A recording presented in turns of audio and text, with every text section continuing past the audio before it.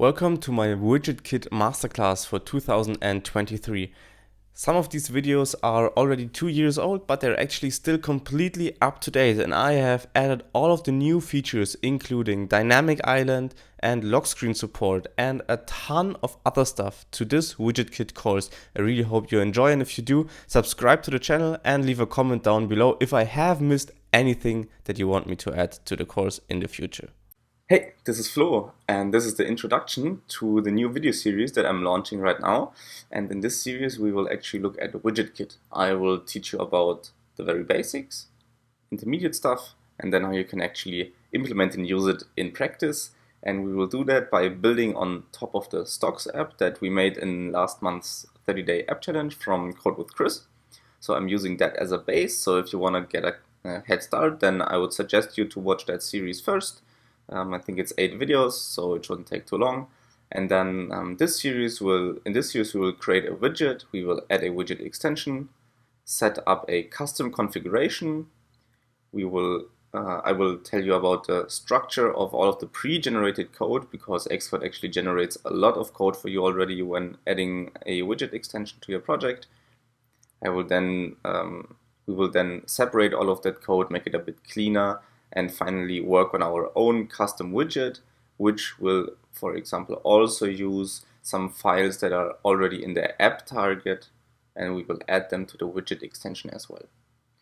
This is just a very quick overview of all of the topics that we're going to cover in this series. If you are excited for the series, then please hit a thumbs up, subscribe to the channel, and I will see you in the next episode. Hey, this is Flo, and welcome to the first real episode of our WidgetKit series. As I've said in episode 0, we will start by taking the stocks app that we have developed over the course of the last few videos in the 30-day app challenge from Code with Chris for last month, and we will actually add a widget extension. So let's just get into it. So to add an extension, just go to File, New, Target, and then just search for widget. And then you can already see the widget extension here. Click Next. You should give it a name. I'll just call it Stocks Widget, like this. All of this should be fine. Because we will use configuration intents, you should definitely check the Include Configuration Intent box here, because we're going to use that. Then hit Finish. You can activate the scheme. Let me quickly explain to you what that did. So basically now you have 2 schemes to build your project. One scheme to actually build the iPhone app, and then one scheme to just build the widget extension, which is very handy because this can be used to, for example, automatically install the widget on the simulator, and you don't have to do anything, and you can just test it really quickly. Okay, so we're selecting that widget extension. Okay, now if you notice, we have this stocks app folder here. Let me collapse that. And now there's actually a stocks widget folder, which I can open up, and there is a couple of files in here. So first of all, there's an info plist, like always. There is an asset catalog, which you can use separately from the asset catalog of the app. We have an intent definition. So this is basically the configuration intent that I just told you to check. And then we have the code, which is actually all inside of one single file here. Okay, so as you can see, there's an intent timeline provider, there's a timeline entry, then there's a view here, so stuff like this should be familiar to you.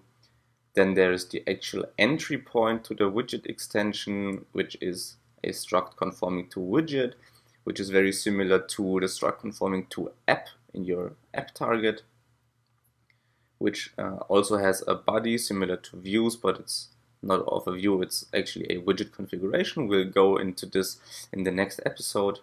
And then of course at the bottom we also have a preview provider, which is very handy because that way you don't have to actually run the simulator. So let me actually open up the canvas in this file and hit resume, and now Xcode will actually build and run this widget here. Let's wait for a second. Okay, and as you can see, the preview works. We have a system small widget here. We will go into detail about what all the size classes are in a later video. But as you can see, this is just a dummy widget that was generated by Xcode, so we don't have to write all of the boilerplate code ourselves. Okay, that's already it for the first episode. I just wanted to show you how to add the extension, and then in the next one I will show you how to set up a configuration intent to let the user configure a widget. And for example, in our case, we will let the user enter a stock symbol like IBM or AAPL for Apple, and then the widget will actually fetch the stock data for that symbol. Okay, if you liked the video, please make sure to hit the like button, subscribe to the channel to not miss the next episodes, and I'll see you in the next one. Bye. Hey, this is Flo and welcome back to the next part of the WidgetKit series. In the first part, we actually just added the extension to our project, and I went over all of the generated code very briefly. In this part, I will tell you a bit more detail about the generated code, about the structure of a widget, how you need to implement it, and then we will actually look at how to add a configuration intent or how to edit a configuration intent to enable the user to enter a stock symbol like IBM or AAPL, and then change the widget's content based on that. So if you like the series so far, please make sure to hit the like button, subscribe to the channel, and leave a comment down below what you wish to be covered in a future video series or just a single video. Okay, so let's get into this. And actually, to explain to you how the widget works, I will scroll down all the way until we find our main entry point to the widget. And I've actually told you about this already. So basically the starting point is very similar to our stocks app starting point in the main iOS app. So there's a struct conforming to app, which has a body, and in that our UI is rendered. This is very similar in a widget. So we have a struct conforming to widget because we're not dealing with an actual app here. And then it has a body, which renders our UI and our configuration and so on. Now, as you can see, there is a widget configuration in here, and we are using an intent configuration. There's also a static configuration, but intent configurations allow the user to change some parameters like the stock symbol. In this intent configuration, we pass basically the name or the identifier of the widget, which in this case is just stocks widget. Then we also pass the intent that we actually want the user to be able to edit or that we want to have inside of our view, which is the configuration intent. So this is just pre-generated by Xcode when we selected include configuration intent in our target. Then we have a provider, which is the timeline provider up here. So this basically is needed because widgets work on a timeline similar to watch complications, which enables the widget to be refreshed at set intervals and to reload basically. So you need some sort of timeline here. And then this is very Swift UI style. So you get an entry in here in a trailing closure, and then you just have your actual view. So this is basically this up here, just Swift UI views. And for that view, you usually pass your timeline entry, which in this case just contains a date. This is needed, and then a configuration, which is the configuration intent. Then this intent configuration can also be customized. So for example, you can give your widget a name. This is helpful if you want to add several different widgets to an app. So then you could name one, for example, a stocks widget, and one a statistics widget, and one a whatever widget. So this enables you to have different names for different kinds of widgets. Then you can also add descriptions. And then you can also add the supported families. So as you know, there are 3 kinds of widgets right now. There is the system small, which you can see on the right hand side here. Then there is the system medium, which is basically twice the width of this one. And then there's the system large, which is basically 4 times as big as this widget here. And now here in the supported families, you can actually just pass an array of all of the different supported families that you want. In this case, let's just add system medium in here. Let's resume the preview, and now it should show us a medium-sized widget. Actually, it doesn't, because our preview context says system small, so we should change that to system medium. And now you can see the preview shows us a medium-sized widget. So what this supported families up here does is it toggles which families the user can actually select. So in code, we can force a different size, but the user can now only select a medium-sized widget. Let me show that to you on the simulator. So I'll just run the extension scheme, which we selected up here. Okay, as you can see, the widget got automatically installed because we selected the widget extension scheme in Xcode. And now if I edit the home screen, tap the plus icon, then there should be the stocks app right here. We can tap on that, and as you can see, now the user can't select any other widget except for the medium-sized one because we specified it here in the supported families. Then our description and configuration display name are also displayed right here.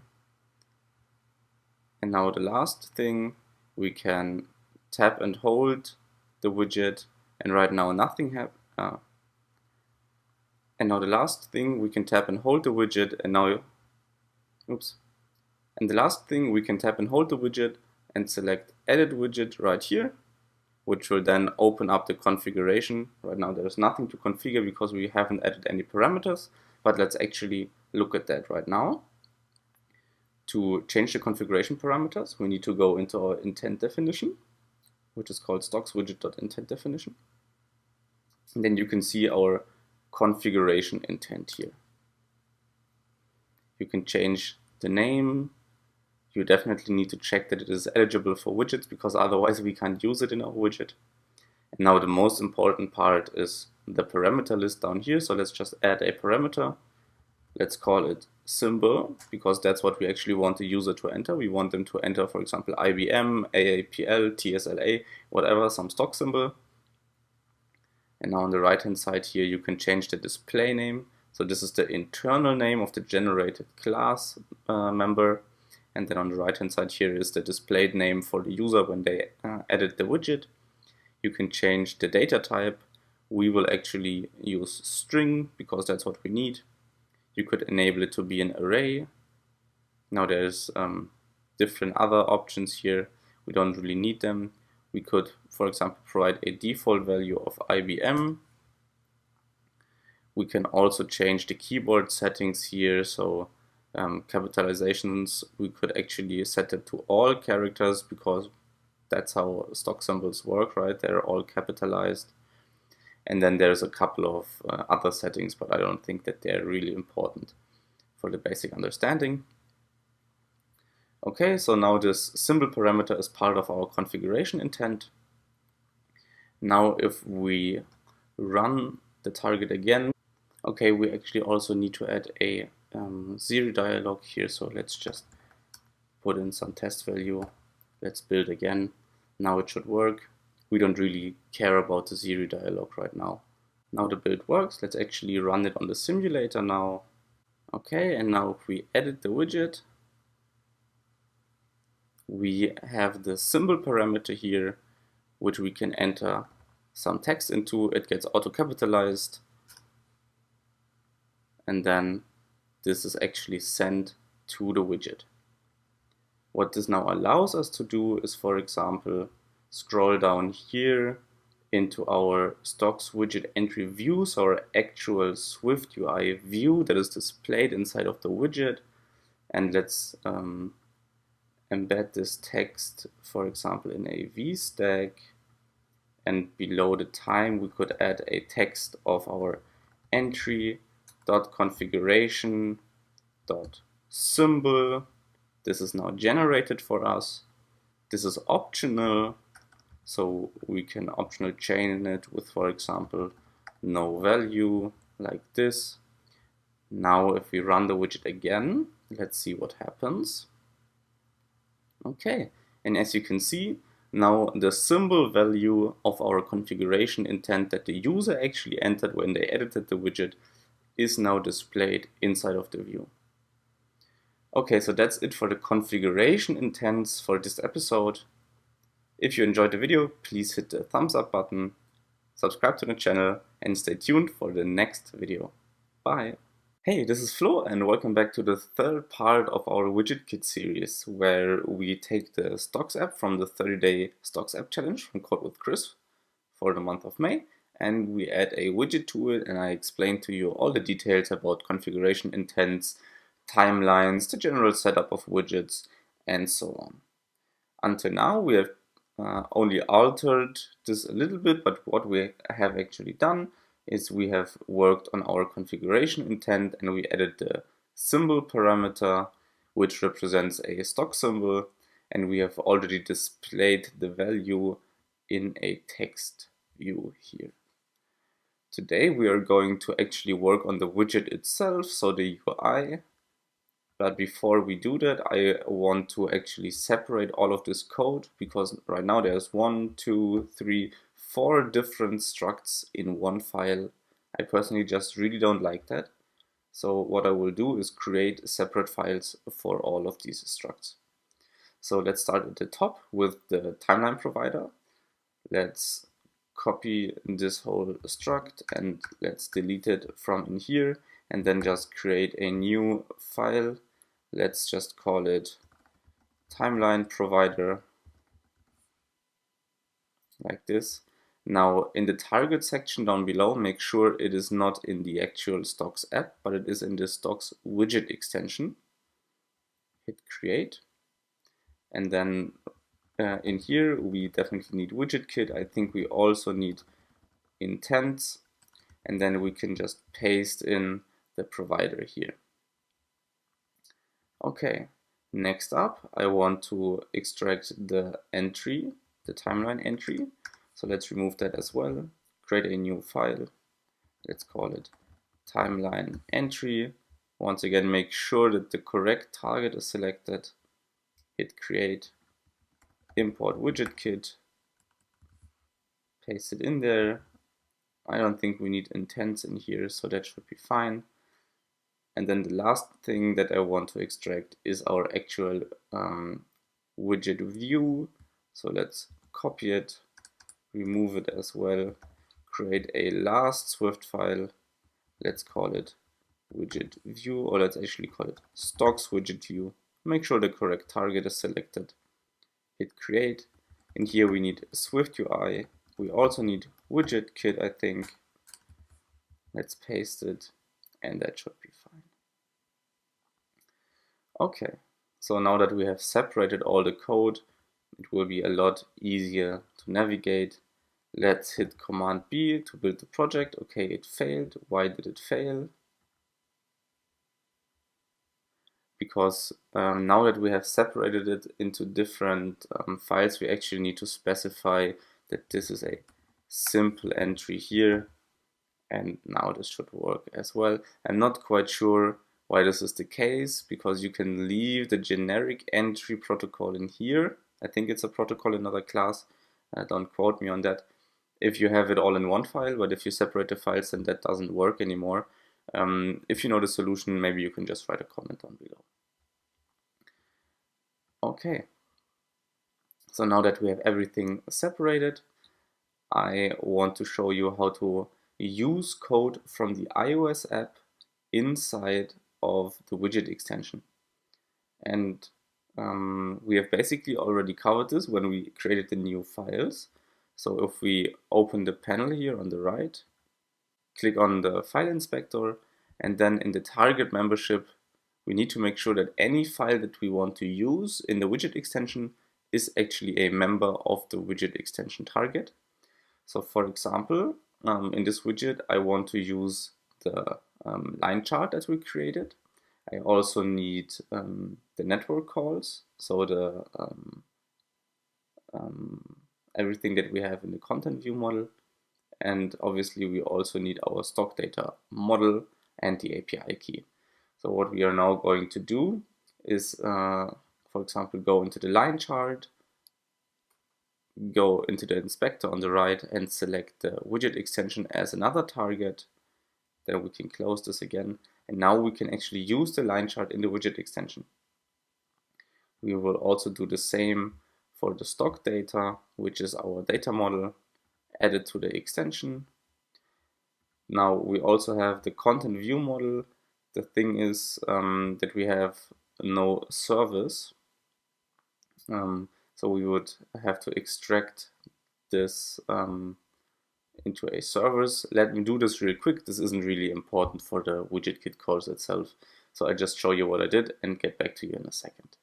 Okay, so I've actually done a really quick refactoring. I have added a services group and extracted everything from our getStockData function into a static function of a stock service. It is literally copy-paste, so nothing to find here, except that I had to erase it to any publisher, so I could return an any publisher, which makes it just a bit cleaner. If you want to learn more about Combine, then you can just watch my Combine video. But now I have this stock service, so that this is reusable, so I can now add it to the stocks widget extension target, close this file, and as you can see, I just called it in our content view model. So now we can close the content view model as well. Of course, I also added the API key.swift to our target, so we can use it in the stock service. Okay, so right now we are inside of the view. Let's close this right panel here, but I actually want to see the preview, so let's just fix the preview, and now it is also shown when we change files, so let's hit resume. Okay, now that we have the stock service and everything from the app in our widget extension target, you would think that you could, for example, call the service in the view, but that actually doesn't work because views in widgets can't get updated or redrawn.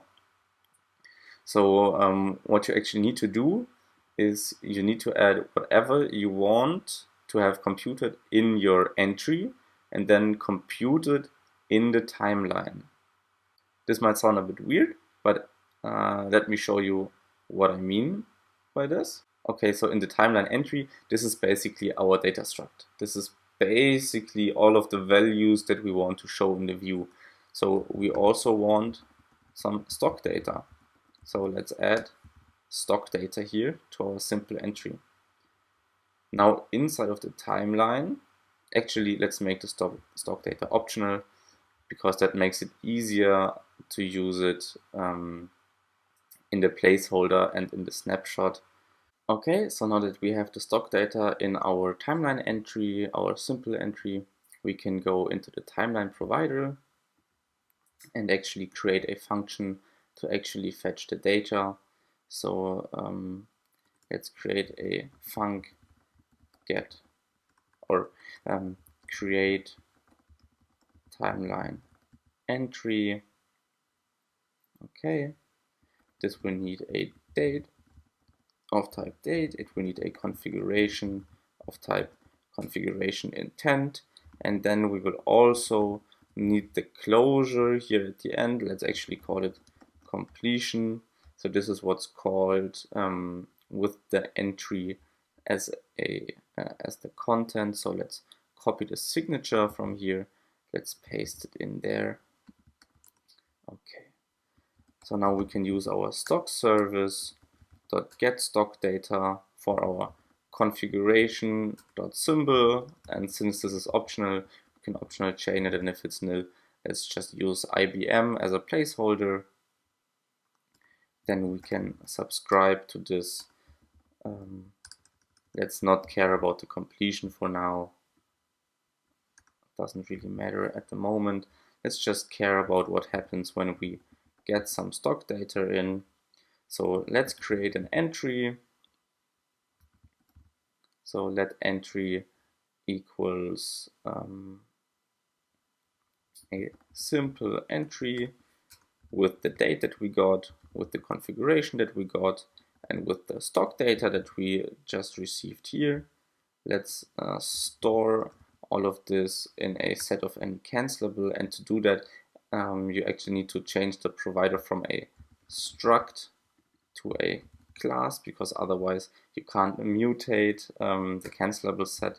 So let's say var cancelables is a type of set any cancelable, and let's initialize it to be empty. To be able to use any cancelable, you of course need to import combine here at the top.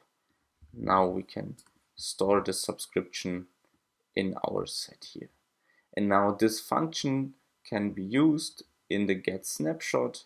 So let's just say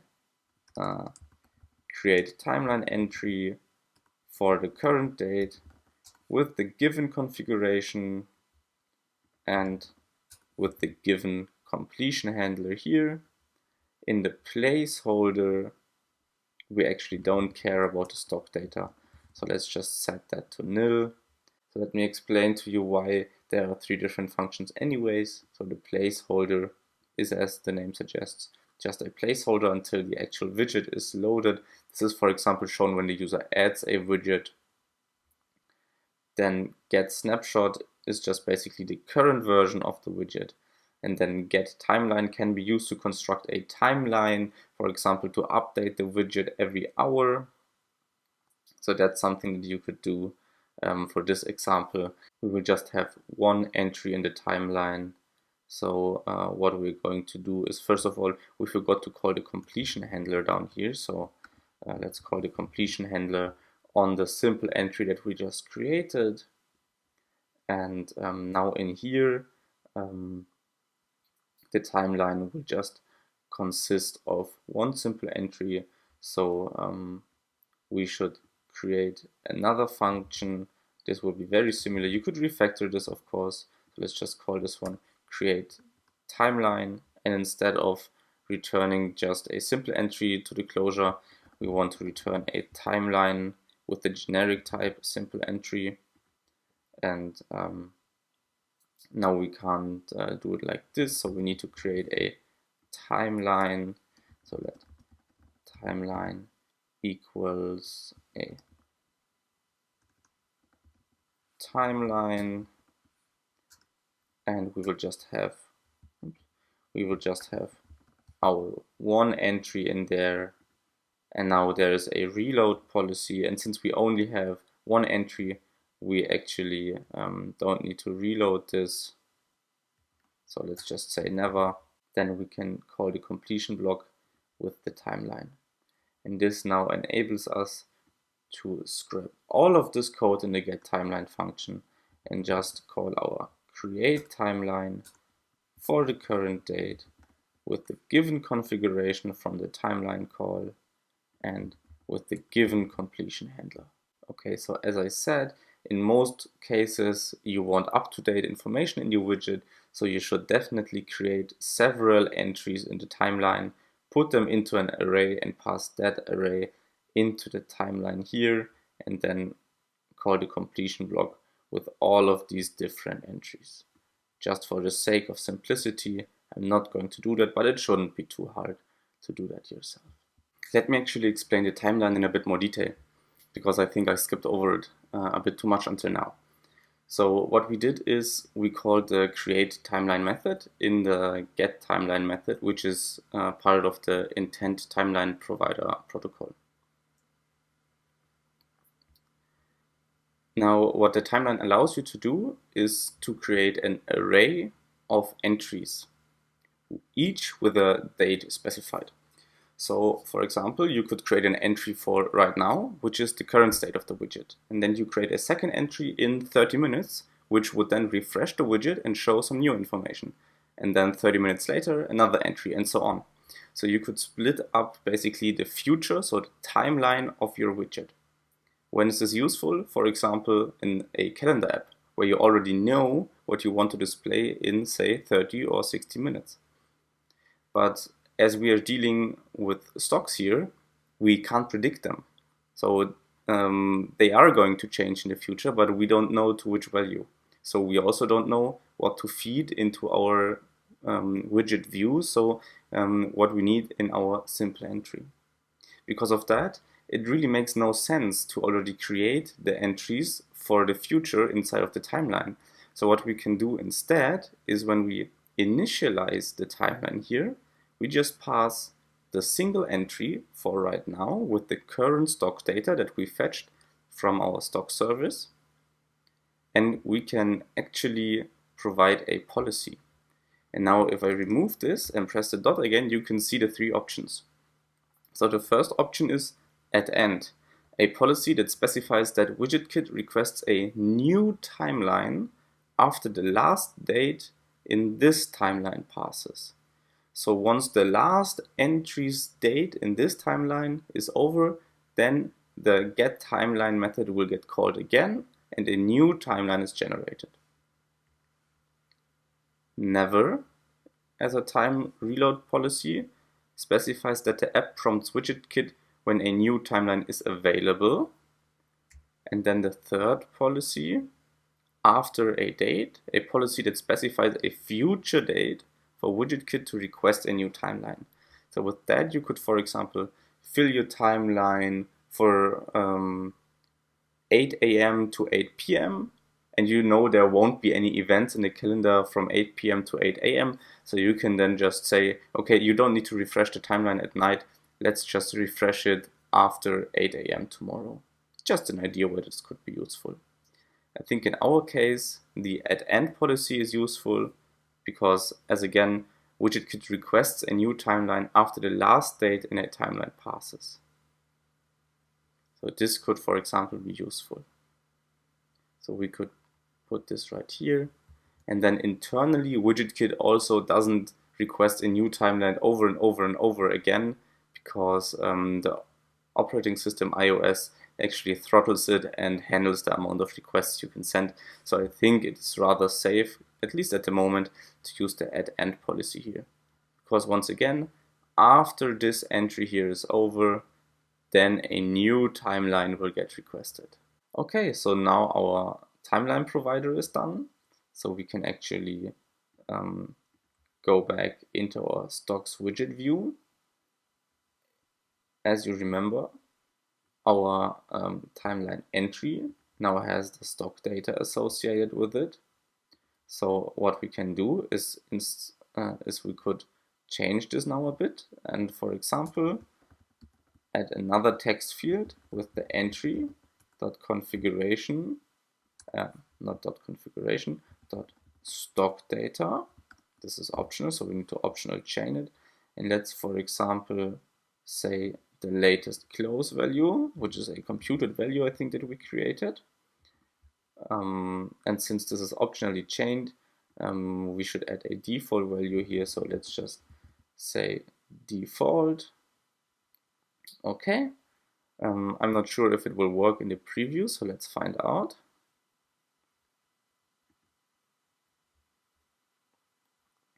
Okay, so it won't work in the preview because the preview actually doesn't call the timeline.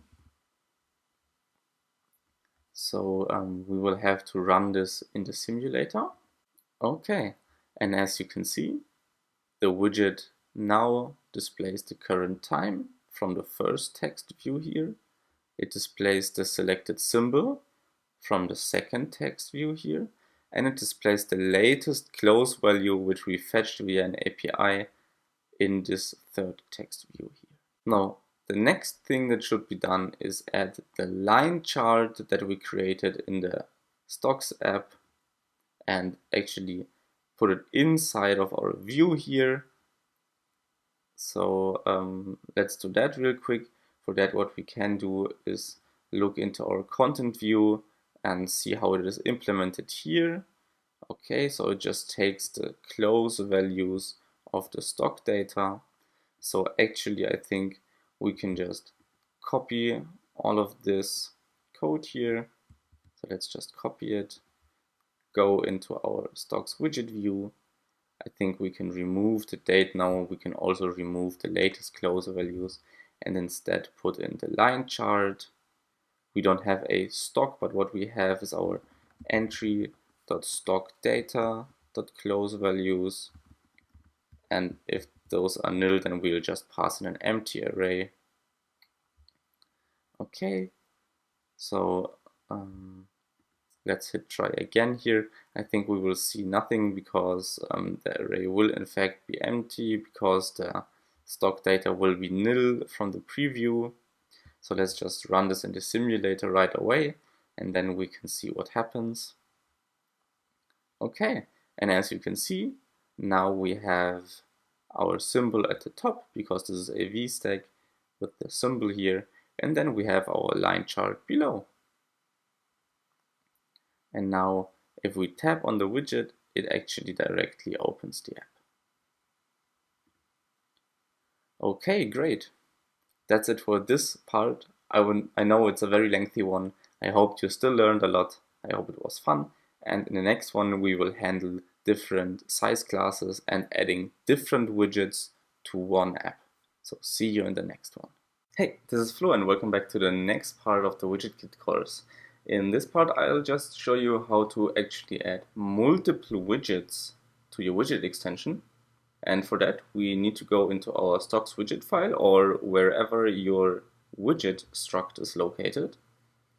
Right now, you can see that it is annotated with add main, meaning that this is the main entry point into the widget.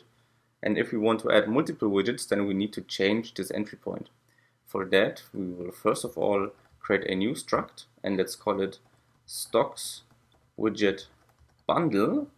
And this will actually conform to widget bundle, like this. Now a widget bundle also needs a body, so let's add that. Body of type SomeWidget. Okay, and this body actually needs to be a widget bundle builder, like this, annotated like this. Okay, and now inside of the body, we need to add all of the widgets that we want to have. So right now, only the stocks widget exists. So we can just put the stocks widget in here like this, and then move the main annotation from the stocks widget to the widget bundle. Right now, nothing actually changes in the app. But if you implement a second widget, which for example could show multiple stocks or some other data, then you can just put it in here next to the stocks widget. I'll just put the stocks widget in here twice, but actually you would want another widget in here. But this is the way how to add multiple different widgets with different timeline providers, different timeline entries, different views, and different functionality into just one widget extension. Okay, that's already it for this very short video. And in the next part, we will look at how to actually create different size classes and then display different content based on the size classes. So see you then. Hey, this is Flo and welcome back to the WidgetKit course. Last time I showed you how to add multiple widgets to one widget extension. And this time I will show you how to add multiple supported families to one widget and then also display different content based on which family is given. Okay, so first of all, you want to move into your widget struct, which in my case is the stocks widget, in the stocks widget.swift file. And in the body here, we have a configuration of our actual widget view, which in this case is called stocks widget entry view, and it is a intent configuration. Just as a reminder, there's also a static configuration. But as we want the user to be able to enter a stock symbol, we need the intent configuration using our configuration intent. Okay, so now to actually support different widget size classes, there is the supported families modifier down here. And in there you just pass an array of all the size classes that you want to support. So for example, we have added system medium, but you could also add system small or system large. So let's add system small. Now to actually see see the new widget in the preview, we could change the preview context family in this preview, or what we could do is copy all of it, create a group in here, paste it back in, and then paste it in another time, but this time with a different family. Now if I rerun the preview, you will notice that we will have two widgets. So at the top we will have the system medium size widget, and at the bottom we will have the system small size widget. Let's actually look at that in the simulator as well.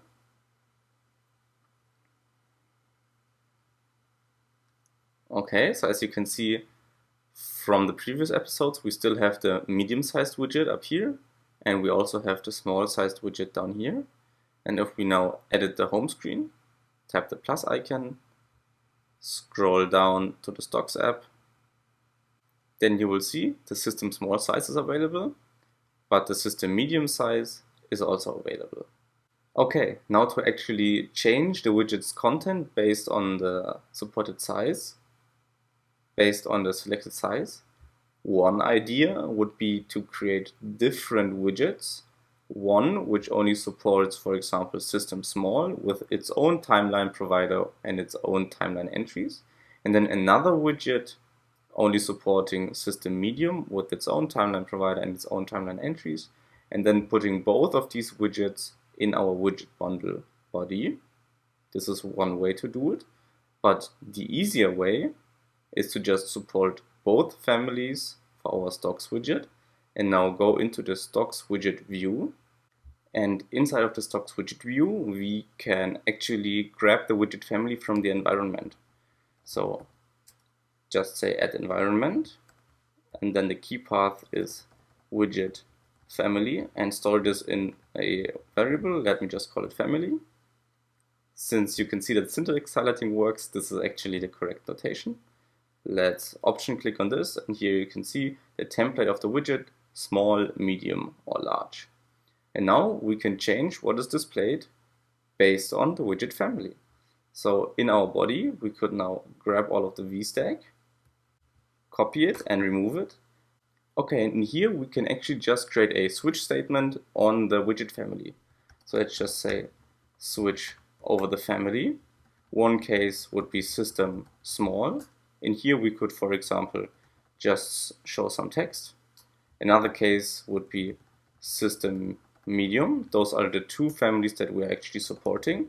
Let's for now also just put some text in here. And then in the default case, let's just say not implemented. Okay, so this will work. And now what we can do is in the system medium, just paste our VStack back in, and this way we can actually show different content based on the widget size.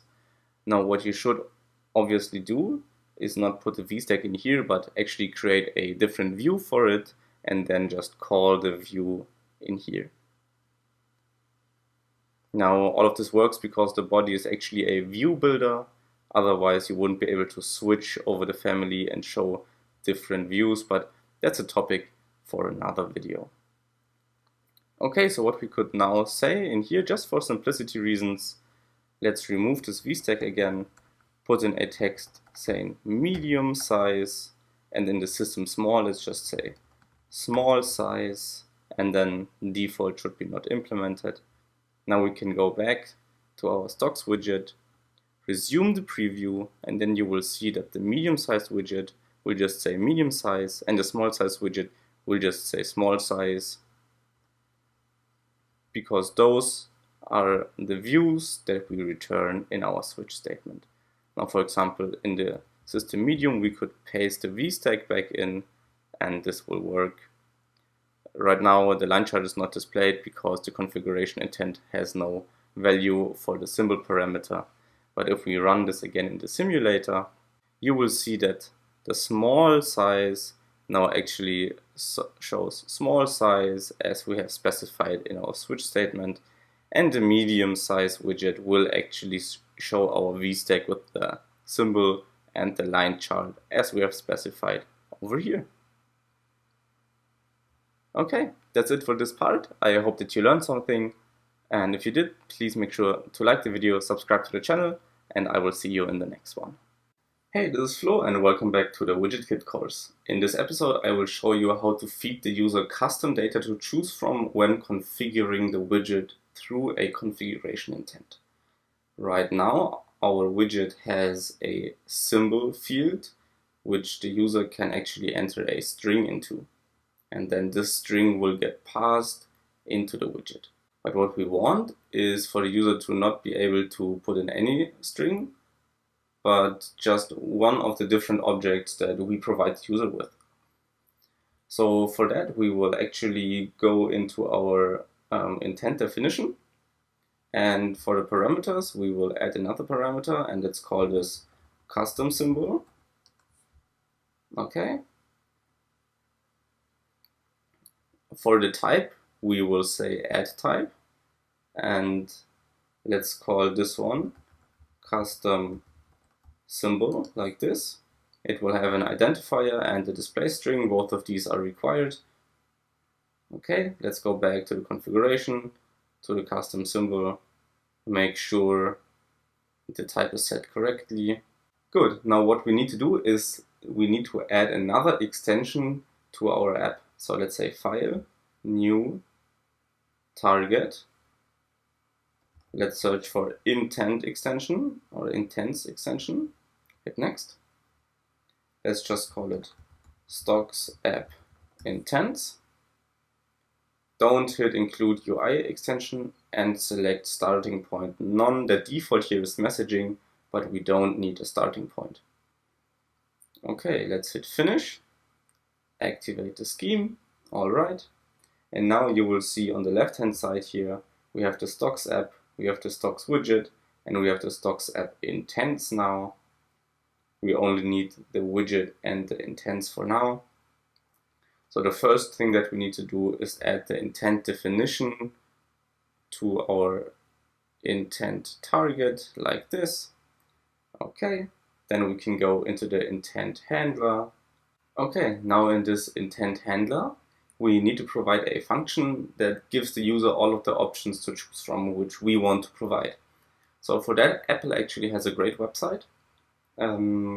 So you need to implement the provide options collection function. So actually what I will do is just copy their implementation and change it to what we need. So we called our custom type custom symbol. So instead of provide character options collection, we will say provide custom symbol options collection for intent configuration intent. That's why we had to add our intent definition to this target. And then the type here will be custom symbol, and all of this can be removed. Okay, we can keep this. Let's actually call the collection symbols instead of characters. And now what we can do is say let symbols of type custom symbol equal, and in here put all of the symbols that we want the user to be able to pick. Okay, obviously you could fetch these from CoreData now or via an API or however you want to provide all of the options. We will do it the most basic way. So let's say we are just going to add a few custom symbols. We're going to use this simple initializer, give it an identifier and a display name.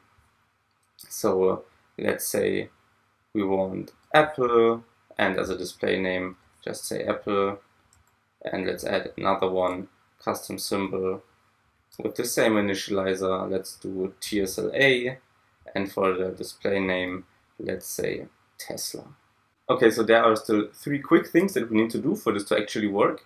So first of all, in our intent definition, we need to make the custom symbol dynamic. So let's check options are provided dynamically here.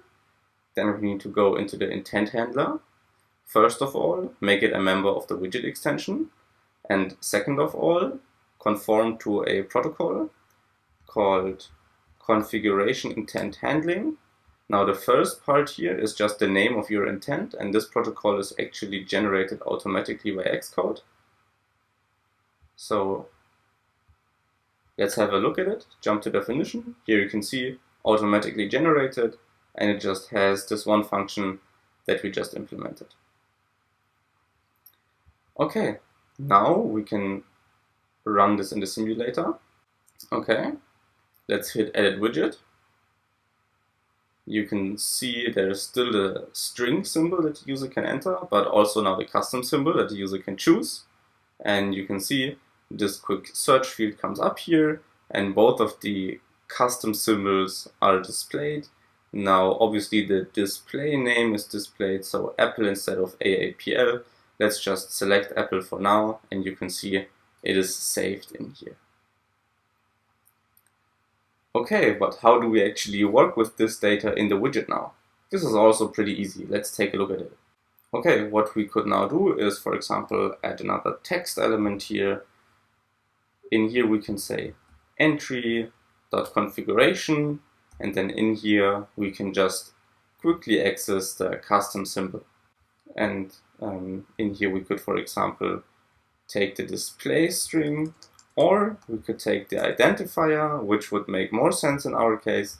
Since all of this is optionally chained, we need to provide a default value or force unwrapped. Let's say for a default value, no custom symbol selected, just like that. And why do we want the identifier? Well, because in our IntentHandler, we put the symbol into the identifier and the name of the stock into the display name. So we obviously need the identifier. Okay, let's run this once again in the simulator and see if it works. Okay, and as you can see, the widget updated. It now shows two text labels, and just to make sure that this is actually the custom symbol here, we can edit the widget and select another custom symbol, so Tesla in this case. Go back, it will refresh, and you can see that Tesla is up there.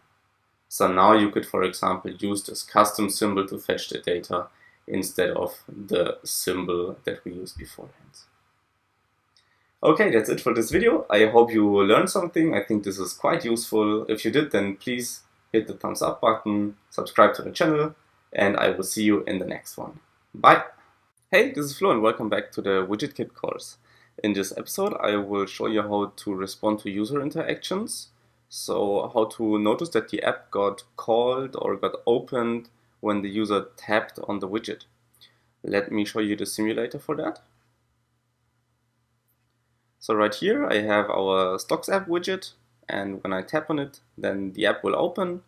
And in this case, as I just implemented a very simple version to show you how it works, it will have a text here with the symbol that was selected in the widget configuration. So the widget shows the stocks data for Apple, and when the app is opened, then this AAPL string is passed into the app, and we could now work with it and, for example, open a detail view or whatever. So that's what the app will look like in the end. For that, there is basically 3 steps. So we will have to construct a URL with which the widget will then open the app. So to actually get the symbol inside of the URL, we will add a computed property to our stock data model.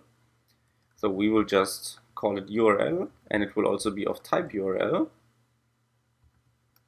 And you can actually make this optional, because the function that we're going to use will work with optional, but I will make it non-optional for now, because there's actually 2 ways to implement this into the widget. So now we will have to construct a URL here. So I will use a guardlet just to make sure that it's not optional. So guardlet URL equals a URL from a string. We will talk about this string in a second. And if this is not possible, then actually I will throw a fatal error, because the URL should always be able to get constructed. And in here I will just say fail to construct URL.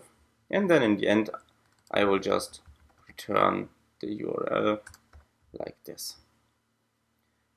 Okay, so now let's talk about the actual URL. So you can make this whatever you want. But here is a simple idea of how I would implement it, and which will give you actually a lot of customizability. So let's see how it will look like. So first of all, I will put the app name basically as the scheme. So which would be HTTPS in a regular web URL. then colon // then the name of the route, basically. Let's call it this. So I will call it symbol, and then we can pass arguments in here. So what I will do is just pass our how's it called, metadata dot symbol. So if we scroll up here a bit, you can see we have a metadata inside of the stock data, which has the symbol of this stock. Okay, and I will just put that into the URL. Why am I structuring it like this? You will see that once we are inside of the app and receiving the actual open URL call, because then this will make a lot more sense, I would think. Okay, second step is go into our stocks widget entry view. So in our widget extension, the view that is actually displayed. So in a past episode, I showed you how to work with different widget families, but we're just focusing on the system medium style for now. And what we can just do is to the outermost container here, so the VStack, we will add the widget URL modifier. And in here we can pass the URL that should be passed to the app when it's opened through the widget. So we can just say our entry dot stock data, this is optional, dot URL, so the computed property that we just created over here in the stock data. And now every time that the app is opened, when the user taps on the widget, this URL will be passed to the app. So as you can see, this takes an optional URL, and that's why it's fine that our stock data is actually optional here. Another way would be to not put the modifier here, but instead wrap everything in a link. So I will just show you how that would work right here. So just use a link with the destination of our entry.stockdata.url. But the issue here now is that this does not work with optionals. So you would have to force unwrap the stock data, which is kind of sketchy, I would say. And then inside of the link, you can put everything that you want the user to be able to tap on. What this allows you is, for example, having in a larger widget, you could then have different stock symbols, for example, and depending on which one the user taps on, the app should perform something different when it's opened. So you could have different links in a grid layout, for example. Okay, but in this case, we don't need it as there's just one symbol that we're talking about. So we can just use the .widget URL modifier on our outermost container VStack here. Okay, and that's already everything that needs to be done in the widget extension. So next we can move back into the main app and specifically into our content view and into the body of the content view. Now here once again on the outermost container, you can also do it for example in the list, but I will do it on the navigation view. You can have a modifier on open URL, and this allows you to, actually let me transform this into a trading closure syntax like this. This allows you to grab the URL that the app was opened with. Okay, and inside of this modifier, we can now grab the URL and work with it. And this is the part where we're actually going to talk about the scheme and the host. So we will just make sure that they are what we want them to be. So guard URL.scheme equals to stocks app. So this part here.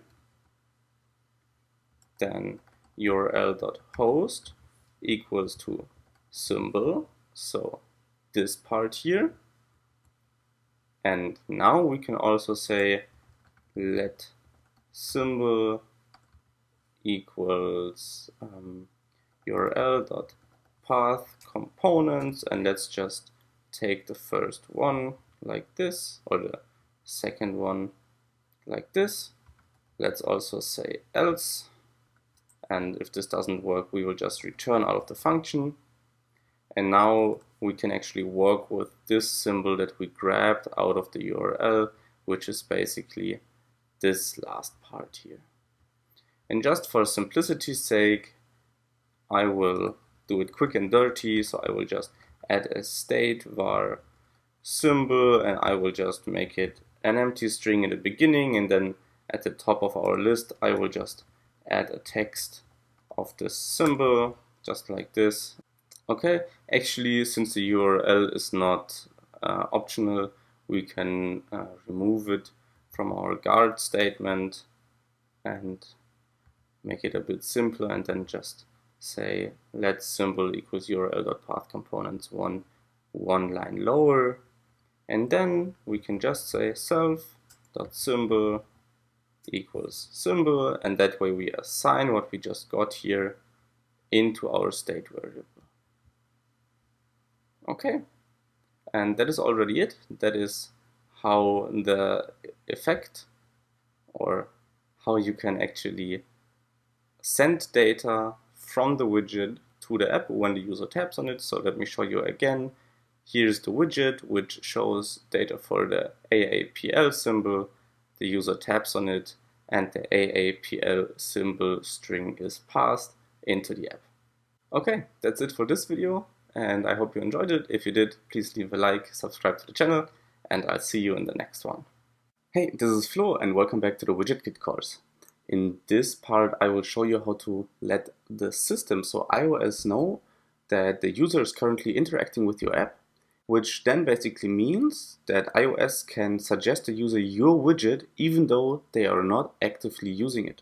So for example, if your user is currently looking at a specific stock symbol, like in our case, since we're working with the stocks app, and he always does that around noon, then your system, then you can give your system the ability to suggest your user your stocks widget every day at around noon, even though they are not, even though they haven't added the stocks widget to their home screen. To do this, there is actually a great session in WWDC 2021, and we're basically just going over the code here, and I'm showing you how to use this in the stocks app. Okay, so if you want to, you can just search for the video Donate Intents and expand your app's presence in the developer app or on the developer website for all of the WWDC videos, but we will just go over the code very briefly. Okay, so let's get back into Xcode. If you remember, then inside of our widget, we have an intent definition for our configuration intent. And this configuration intent is what allows the user to configure the widget. So in our case, to set a custom stock symbol which they want to be displayed. Now, in order to donate intents to the system, which is the way to let the system know that the user is using the app, we first of all need to have our intent in our main app target, like this. So you definitely need to have this check mark here. And in here we also need to say intent is eligible for Siri suggestions, and then in the suggestions area down here we need to add a supported combination of our parameters. It's very easy in our case because we only have one parameter. Just select it, hit add supported combination like this. Now we can select it here, write a summary and a description. Then we can also choose a default image, for example, your app icon or whatever, and then this would be shown when the intent is shown to the user. Okay, now we can go into our actual app. As you remember, this is a very simple app, so I'm just in the content view model. You can do this anywhere with a bit more context. For the sake of this video, I will just, first of all, make this all a bit larger and then hide the right hand side here. I will just create a function called donate intent, which you can then call whenever you want to donate an intent to the system. To use all of this, we also need to import intents like this. Okay, now we can create an intent. So let's say let intent equal configuration intent. That's the name of our intent definition. Okay, now we can say intent dot custom symbol equals a custom symbol let's just use a simple initializer here. So one with an identifier of, let's say, AAPL and the display name of Apple. So we could, for example, call this function when the user taps on the Apple stocks data, for example. Okay, now there's actually only one more thing to do to create an interaction and to donate this intent to the system. So let's say let interaction equal in interaction, like this. Then we can just use this easy initializer. We can just pass in the intent that we want to donate, and then for the response, let's just pass it nil for now. You can play around with this later if you want to. And now to actually donate our intent, we just have to say interaction dot donate. All right, now we get a completion block here with a potential error, and you could handle this error here. You could, for example, say if let error equals error, so it's not nil, then you should handle it. You can also just print it out. Okay, and this is actually all that you need to do to donate an intent to the system. Once again, right now AAPL and Apple is hard-coded. In your actual app, you should get that data from somewhere, for example, when the user taps on one widget or does a specific action. Okay. Next up, let's look at how you can actually delete these intents. You might want to do this because you're saying, oh, maybe I shouldn't have donated it, maybe the user only once did this, or whatever the reason may be. So to donate the intent, you need to also give the interaction an identifier. So let's say interaction.identifier equals AAPL interaction. This should be unique, obviously, so maybe you should add a timestamp there or whatever it may be, and then save this identifier somewhere persistently in your app so you can access it once again later on. And now to remove this intent, we can just say in interaction.delete with identifier. We can pass in an array here, but we just want to delete this one interaction, so just pass in the identifier of the interaction here, and then we once again have a completion block where we could handle a potential error. So let me just copy the error handling from up here, paste it into the delete function, and that's already it. So let me go over it real briefly. You first of all create the intent that you need for your widget configuration and that the user is actually basically doing right now and that you want the system to suggest as a widget. So in our case, the configuration intent. Then we set the custom symbol to a custom symbol instance. We create an in interaction with the intent that we just created. We can optionally give it an identifier and then just donate our intent. This is all the code that we need, and then the deletion is even simpler. Okay, that's it with the video. If you liked it, please make sure to like the video, subscribe to the channel, and I will see you in the next one. Bye. Hey, this is Flo, and in this video I'm showing you how to programmatically refresh your widget through your iOS app. If you like my type of content, then please make sure to subscribe to the channel, like the video, and let's get right into it. So I've prepared here a very basic example. So this is just an out-of-the-box app with just a content view and the hello world text, as you probably have seen it 1,000 times. And then if I go to the home screen here, I also have a widget that just shows the current time from when it was created. So if we jump over into the widget definition here, the timeline provider is exactly the one that gets generated. Everything is exactly the same. I just changed the body a little bit so we see also the minutes and the seconds of the date when the widget was created, just so we can see in this video how the refreshing or reloading actually works. Okay, so we actually don't need this widget definition anymore. Let's get back into the content view. For simplicity, I will do everything inside of the view instead of a button, but of course you can extract this logic into a view model, a service class, or whatever it may be that you're using. So first thing that you need is importing WidgetKit.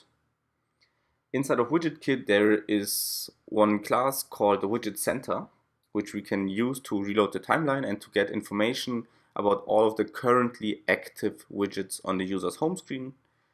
So to use that, let's replace this text here with a button, and let's call this button reload widget, just like that. And then inside of the button's action, which is here in the closure, we can just say widget center, use the shared instance, and then as you can see, there's really not much to do here. So there are basically two functions that we can use: reload all timelines, which, as the name says, reloads all of the currently active timelines. For example, if you have different widgets that use different timelines, then all of them will get reloaded. Or you can reload a specific timeline using its kind string, which is this string over here that you pass into your widget configuration down here in the main widget. So back in the content view, we can just say reload all timelines when this button is pressed. So now let's run this app in the simulator, and you will see how easy everything is. So if we exit out of the app, then you will see the current time. The widget was initialized at 3:20:54 p.m. Now if we open the app and hit reload widget and go back to the home screen, then you can see the time updated. So the widget actually got reloaded. And what internally happens here is that your get timeline function of your timeline provider gets invoked again. So a new timeline is generated and is then obviously also displayed inside of the widget. Hey, this is Flo and I'm back with another WWDC 2022 video for iOS 16 news, and in this episode we will have a look at widgets for your lock screen. It's actually super easy to add these, so let's jump right into it. This is an empty Xcode project, as always, nothing fancy here, and the first thing that you need to do is create a widget target. So let's go to File, New, Target, and search for Widget Extension. And let's just call it Lockscreen Widgets. Let's hit finish. Let's activate the scheme so we can debug it right in the simulator. And then you will see that we have the Lockscreen Widgets file auto-generated for us. Now in here, this is a very basic WidgetKit implementation. We have our timeline provider, we have our timeline entry, then we have our actual widget struct with a preview for it. And then we also have our Swift UI view in here, which is called Lockscreen Widgets Entry View. Now, in this video, I will not cover how WidgetKit works by itself. So I have an entire series about WidgetKit, which will be linked in the description. So you can just check that one out if you're not experienced with WidgetKit. And in this episode, we will actually not care about the timeline provider. We will not care about the timeline entry either. What we do care about is our view, our widget, and our previews. So first of all, the Lockscreen widgets are just 3 new widget families. So let's go ahead into our widget configuration and add the supported families modifier. And here we will just support the 3 new accessory families. So accessory inline, accessory circular, and accessory rectangular. So these are the 3 new Lockscreen widget sizes or widget families basically. So now we've told the device that our widget extension only supports these 3 widgets. Next up, let's make sure we can see all 3 of them in our preview on the right hand side. So first of all, let's give this preview a display name and let's call it inline. And then here for the family, let's say accessory inline. And then we can just copy paste that 3 times. So 1, 2, 3, one more for the circular and one more for the rectangular widget. And then let's also change the display names here. Okay. So now with these name changes, we can actually see the widget names here, or the preview names here at the top bar here in our preview section. Next up, we want to display different things depending on the size classes. So we need to grab our widget family from the SwiftUI environment in our actual view. So for that, we will use the add environment property wrapper, and the key path is just widget family. And let's make that a variable also called widget family. Then let's copy this text here and replace it with a switch on our widget family. Now, if we autocomplete this, there will be a lot of different cases here, which we don't actually all need. So let's get rid of all of the cases that we don't need. And let's just add a default case that says not implemented. While debugging, you might be able to get into this default case, but when the user actually has the app installed, this should never happen. Okay, so what do we want to display in these three different cases? I will just give you some examples so you can build your widgets on top of this. Once again, if you want more detail about how timeline providers work, how you can pass data to your widget, and so on, you should have a look at the video description where my entire free WidgetKit course from last year is linked. It's pretty much still up to date, so there weren't many breaking changes this year, luckily, so you can just have a look there. But let's continue here. So I will show you a new view as well, which is the gauge. For the value, we will just pick an arbitrary number. This is just an example here. You would obviously get your data from somewhere, maybe not even display this type of view, but something custom, maybe an image, whatever it is. And then in here, we will just have a text label of our entry.date with a format of .datetime, and we only care about, let's say, the year maybe. Okay, so let's copy that into the inline family as well. And then for the rectangular, I would just put a text view directly inside here. So maybe something like this, just the entire date, for example. Now by itself, these gauges will not look very good. So we will have to customize them a bit. And there is a gauge style modifier, and we will just use accessory circular for the circular one. And I think I actually mixed them up. So for the inline one, we want our text, and for the rectangular one, we want the gauge. So now inline is just a plain text, and I will show you in a second on the simulator where each of these can be placed and how they will then look on the actual device. Now circular will be this little thing that you might already know from your Apple Watch complications. And then rectangular is a little bit larger, just like that. Let's go ahead and run this on an iPhone simulator so you can have a look at where each of these can be placed and how they will then look in reality. So you might run into this little error here, and I don't know why it happens, but when I run the widget extension again, it usually goes away. So now let's press Command L to lock the simulator, and then let's press the home button to unlock it again. So we're on the lock screen. Now here on the lock screen, you can just press and hold and tap Customize.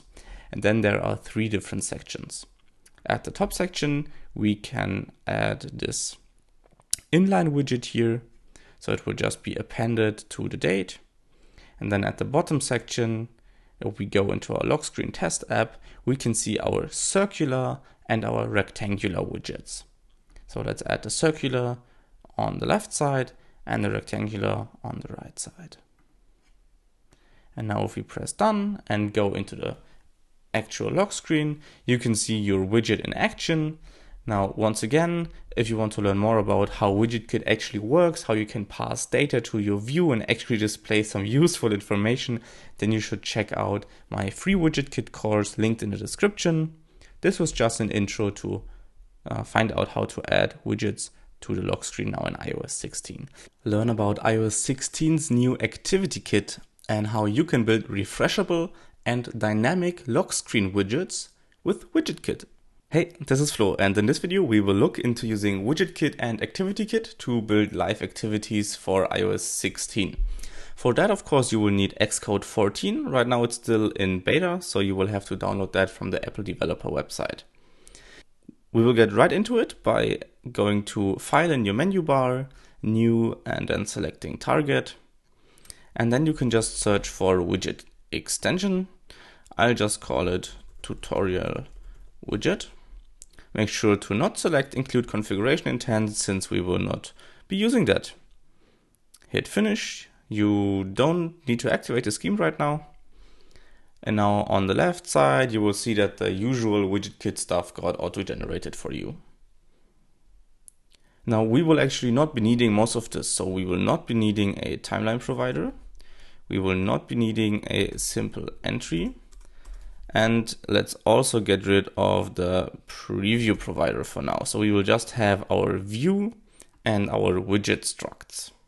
Next, let's get started by importing ActivityKit. Once again, ActivityKit is only available in the Xcode 14 betas. This feature, as far as I know, will also not ship with the first iOS 16 version.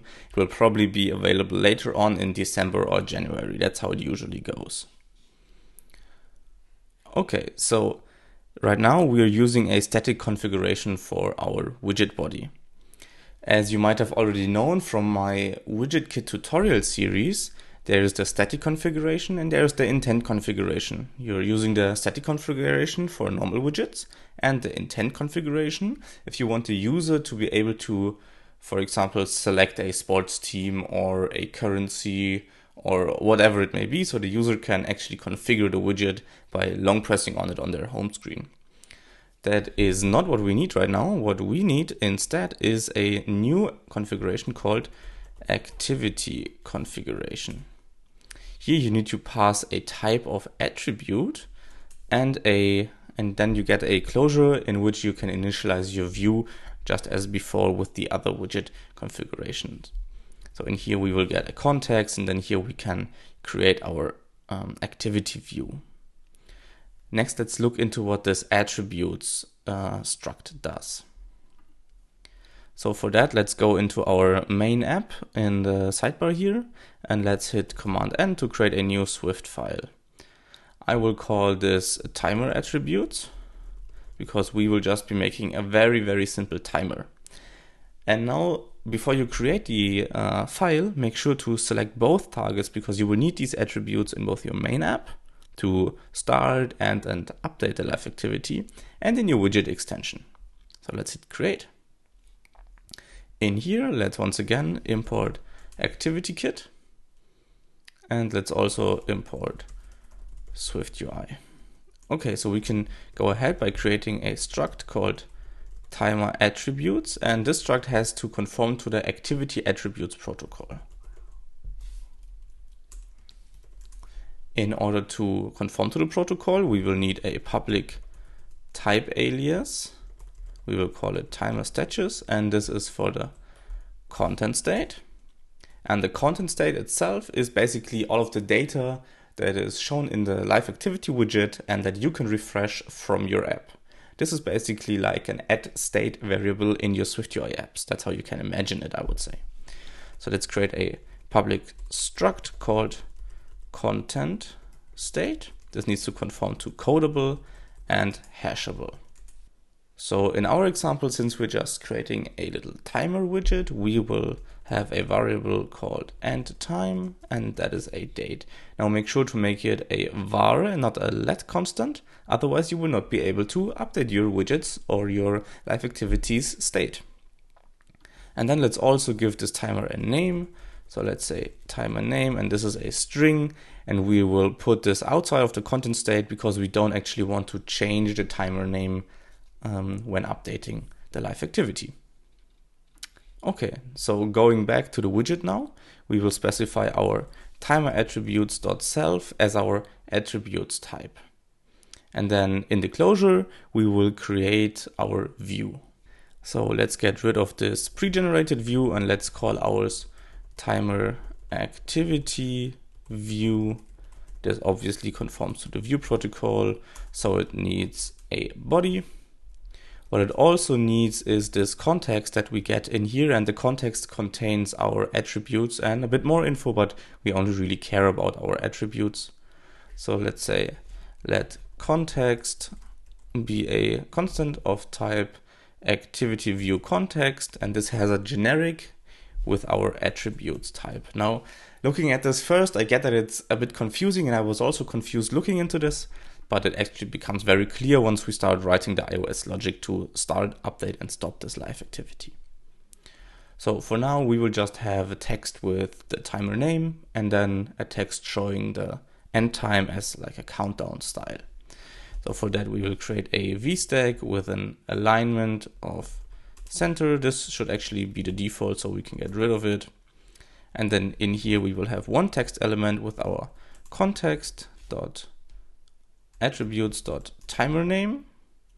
And we will give this a font of headline. Now, obviously, we're not building any fancy UI here. If you're building a fancy live activity based on this video, tweet it at me. I'd love to see what you're coming up with.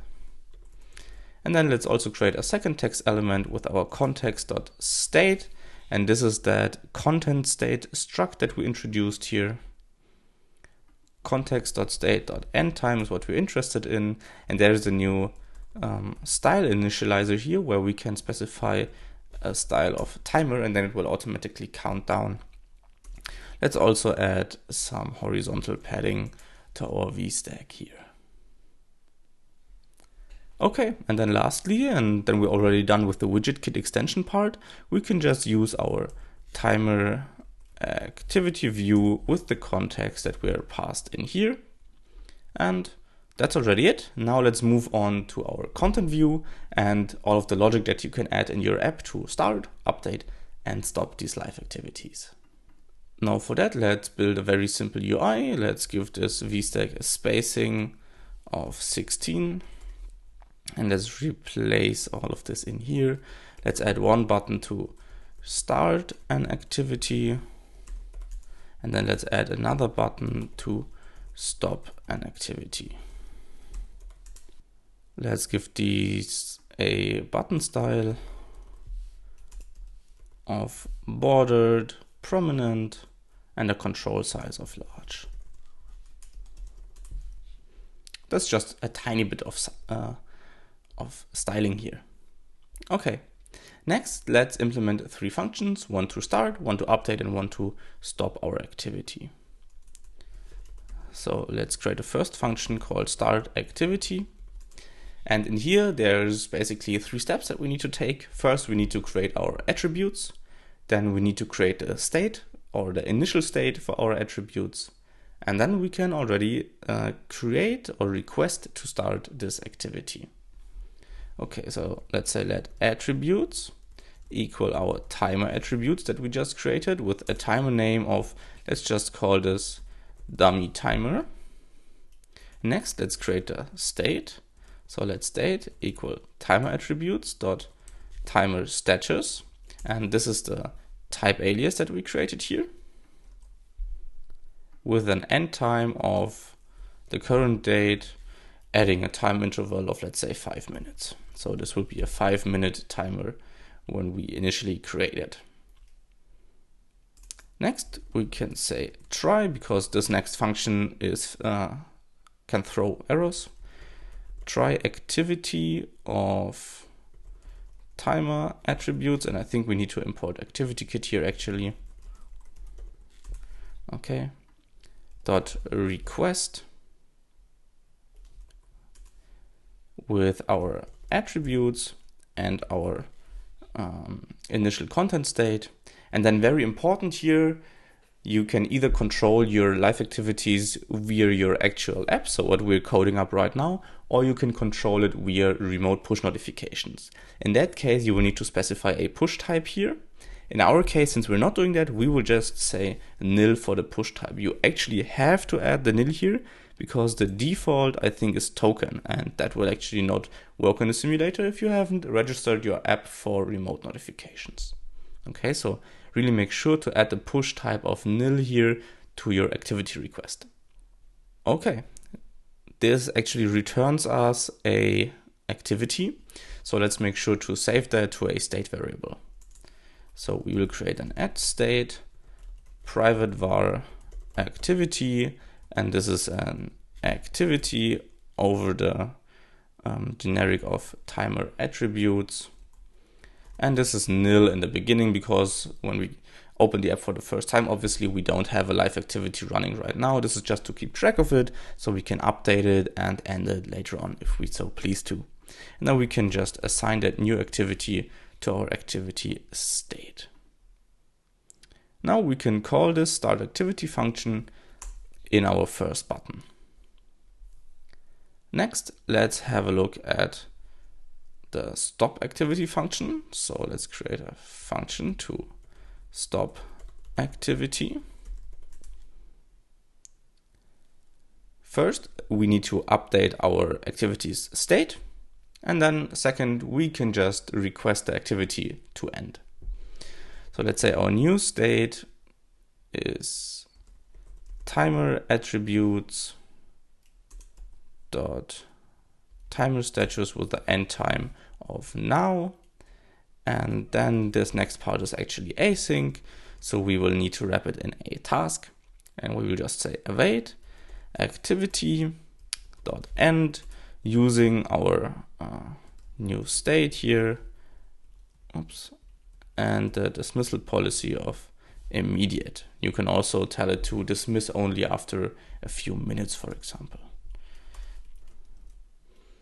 Okay, and then lastly, let's actually call that function here, and let's create the last function. We're not calling that, I'm just creating it to show you how to actually update an activity. So let's say func update activity, and this is also super simple. First, let's create our new state.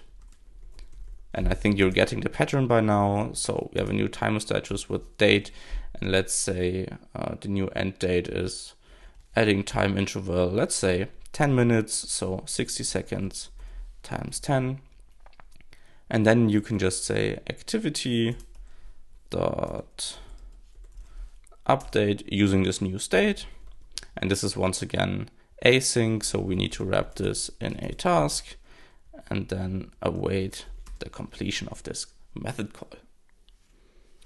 Okay, so as you can see, we always have to keep around or create a new state, and then we can either request to create the activity, request to end the activity, or request to update the activity. And before we can actually try out the live activity, there's one more thing that we need to do, and that is to go to our project, go to the info.plist, and we need to add NS supports live activities. So let me quickly copy that over. Just hit a plus anywhere. And for this, you will have to set this to a Boolean and of course select yes. And now we can run it on the simulator, and now it should actually work. Okay, so just to make sure, opening up the lock screen here, no activity is running. Now we hit the start activity button, go back to the lock screen, and then you can see we have our dummy timer here. So just our timer name, and then this little text field counting down. Now you could use this for like a delivery app, or if your user needs to wait for something in a game, and then with the timer style that we specified, this will automatically animate. And now we could also say stop activity. Then if we go back to the lock screen, it stopped. And it's immediately stopped because that's what we specified for the dismissal policy. Learn how you can use ActivityKit, WidgetKit, and SwiftUI to support Dynamic Island in your iOS 16 apps today. Okay, so this video will go through ActivityKit and WidgetKit and a bit of SwiftUI, and explain to you how you can add Dynamic Island support to your apps in a few different steps. First of all, we will be tackling live activities, how they work, how you can start and stop them. Then we will be adding the widget extension, have a look at the lock screen live activity, and at the very end we will add the dynamic island support and add different views that are displayed in the dynamic island. I have already prepared a starter project here, and it's just a very basic time tracker app. It has no persistence or anything. It's just a big green button, and if the user clicks it, then the timer will start, and the time will be measured. Then when they click it again, the timer is stopped. There's really nothing saved anywhere or anything. This is just a very, very simple example to get us started with this project. So first of all, when talking about live activities, you need to be aware that they are state driven. So you don't actually update the SwiftUI views that are shown in the activity. You just update their state, similar to any SwiftUI app really. And that state is called activity attributes. So first of all, let's set these activity attributes up. So I'm hitting Command N here to create a new Swift file. And I will call this time tracking attributes.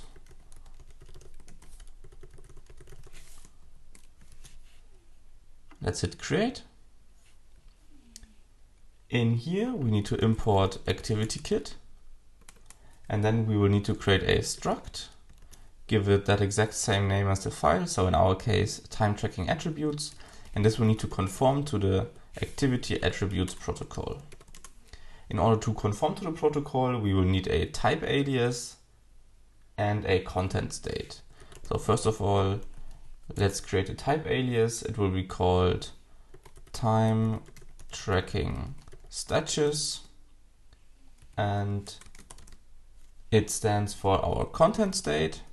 And this is basically all of your add state variables that you would usually have in your SwiftUI views. Where does this come from? Well, it doesn't exist yet. We will have to create a new struct called content state. And this struct needs to conform to both codable and hashable. Inside of this struct, we can now define all of the variables that could be updated over time. If we have variables that are not part of the state and that are just fixed, we can also leave them outside of the struct. So in our case, we just have the start time of the timer, and that's just a date. And to use date, we need to import foundation. Okay, so this is the state that drives our live activity. It's just a start time. We don't need anything else. The rest will actually be handled by a very handy overload of the text view in SwiftUI for us. Okay, so now that we have these attributes, let's have a look at how we can start live activities from inside of our SwiftUI app. Okay, so let's have a quick look at the logic here. We have one button, which is this green circle right now, and it either says start or stop, and it's either green or red depending on the state. So when we are tracking time, or when we are starting to track time, which is basically this if clause here, then we want to start the live activity. And if we stop tracking time, we want to stop the live activity. Since live activities are part of the ActivityKit framework, we of course need to import ActivityKit at the top of our file. To start a live activity, there are just 3 simple steps. So first of all, we need to create an instance of our time tracking attributes. So let's say let attributes equal time tracking attributes. Notice that this is just an empty initializer because our attributes don't have any fixed data associated with them. If you want to have a look at another example here, I will link another video that I made on ActivityKit a few weeks ago in the video description. Now that we have the attributes, we need to give them a start state. So let's create a new state, and this is our time tracking attributes dot content state. And we basically want to give it the start time that the activity or that the user wants to start tracking their time at. So in that case, they just want to start tracking their time right now. So we create a content state with the start time of now. And next, we need to request to start the live activity. So we can just say try. And now this is a bit complicated here, but you will get the gist of it. So there's a generic class activity, which takes in our time tracking attributes as a generic. And then on this class, we can just call the request function. We pass in our attributes and we pass in our content state. And now one very important part here is there's also another argument that has a default value, hence why it's not shown, but we need to actually provide nil here for the push type. Otherwise the live activity will not actually be shown to the user. And that is basically already it. Now you see Xcode displaying a warning here, and that's because this request function returns a activity. So let's option click on it. Then you will see it returns an activity of our attributes. We don't really need that, but for the sake of this video, let's actually save that to a state variable. So let's create a state variable called activity, which is of type activity with the generic over our time tracking attributes. It is optional since at the beginning, when starting the app, there is of course no activity running. And then we can just assign everything here to our activity variable. And just like this, we have already created our first live activity and it's already running on the user's device. Next, let's have a look at how we can end that live activity, and it's equally as simple. To end the live activity, it's almost as simple as starting it. So we actually still need our start time, so I'm not setting it to nil quite yet. Remember, the start time is just our local variable here to track when the user started tracking their time, and it's also used to display this little timer up here using the relative style of SwiftUI's text. So we just need to create a new state, which is of course a time tracking attributes.content state. The start time is the exact same as before, but we need to pass this to the next function call that we will do. This function is asynchronous, so we need to wrap it inside of a task. And then we can just say await our activity that we have saved here earlier. This is of course optional. And then we can just say end using our state, and the dismissal policy, we will just say it should immediately dismiss. There's one more little issue here, and that's that our start time is actually an optional date. So we can just say guard let start time else return, just to make sure that it's not optional. And then at the bottom here, we of course need to say self.startTime equals nil, because this variable overshadows this state variable. Okay, so now we already have the logic to start the live activity. We also have the logic to end the live activity.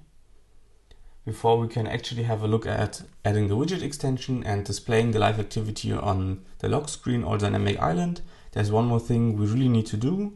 And that is to go into our project file, go into the info tab, click plus anywhere in the list, and add a new key called NS supports live activities. And we need to set that to true, of course, or to yes. With this in place, we can now actually start live activities, but there's nothing to see yet as we haven't added a widget extension quite yet. So let's have a look at that next. Okay, so to add a widget extension, just go to File, New Target, search for widget, give it some sort of name. So I will just call it tutorial widget. I will not say that this should include a live activity because we will just write that from scratch. Hit finish. I don't want to activate the scheme. And now we will have a widget and a widget bundle. And I will actually get rid of everything in the widget right now, just to show you how you can set it up yourself. So first of all, we're using ActivityKit again. So let's import ActivityKit. Now there are two structs we need to set up. First of all, the widget struct, and secondly, our actual SwiftUI view that is displayed on the lock screen. So let's start by defining the widget. And let me have a look at how it's called here in the bundle. It's called tutorial widget. All right. So let's copy over that name. And this one, of course, needs to conform to the widget protocol. Now the widget just needs a body, and that's the wrong autocomplete here. So let's just say var body is some widget configuration. All right. And then in here, we can just define our activity configuration. This now has a few different arguments, and we'll have a look at each of them separately. So first of all, we need to pass in the type of our activity attributes. You remember we called them time tracking attributes, but if we paste that in here and of course add the .self, Xcode will complain because the time tracking attributes are just part of our basic app and they're not part of the widget extension. So let's go to that file, open up the inspector on the right, and make sure it is also a member of the widget extension target. And just by doing that, you will see the syntax highlighting now picks up on these attributes and the error is gone. Next up, we have two closures here.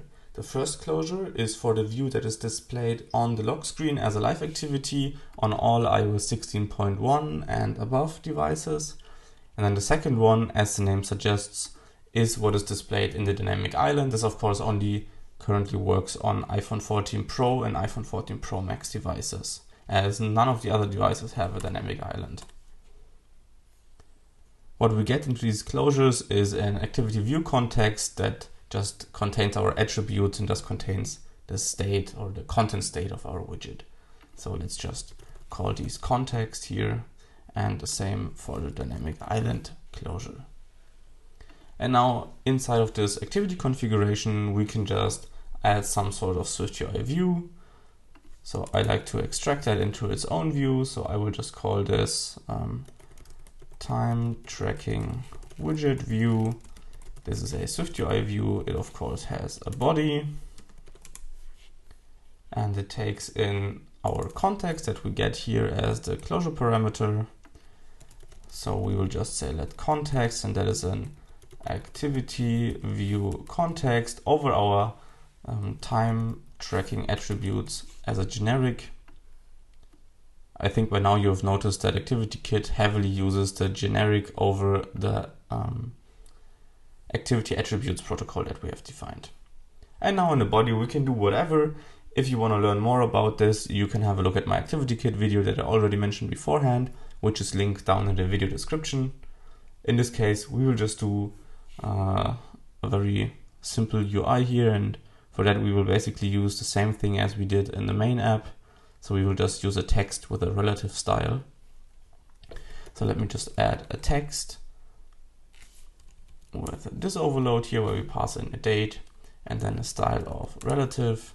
Now this will not be a pretty widget whatsoever, but it will get the job done. And the date is just our context.state, which is our time tracking attributes.content state, so that inner struct that we defined earlier, and then of that state, it only has one variable, which is the start time. Okay, so now we can use this time tracking widget view here in our activity configuration, time tracking widget view, and we just pass in the context that we get here inside of the closure. Next, let's have a very quick look at the dynamic island. This does not take in a regular SwiftUI view. Instead, it takes in an dynamic island. There's this initializer here which has a bunch of closures, and I will explain them to you, and then you can create your own designs in your own time. So the first one is the dynamic island expanded region, and this one actually also needs its own type here. So this is not just a SwiftUI view. So we will need to create dynamic island expanded region with a position and content. So as a position, I will just say I want this to be leading, and then the content is just a SwiftUI view.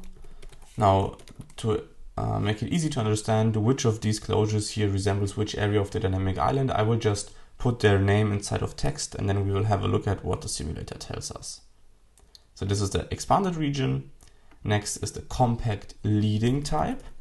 So I will just say CL for compact leading. And once again, we'll have a look at this in just a second.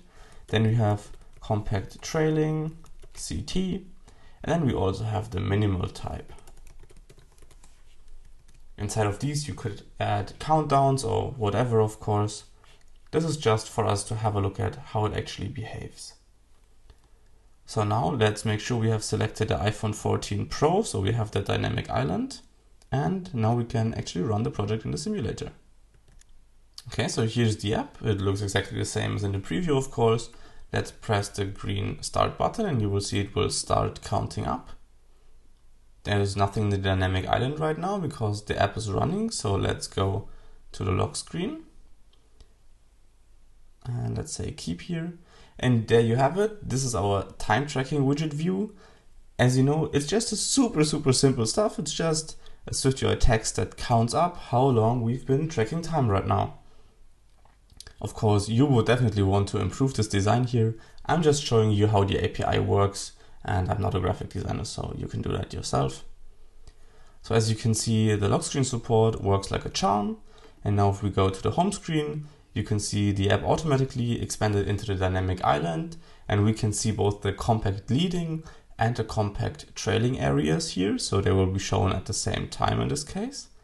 And then if we long press on it, we will see the main area. So you will notice that we did not see the minimal area here where we would just have displayed an M, and that's because that is only displayed if a second activity would be running at the same time.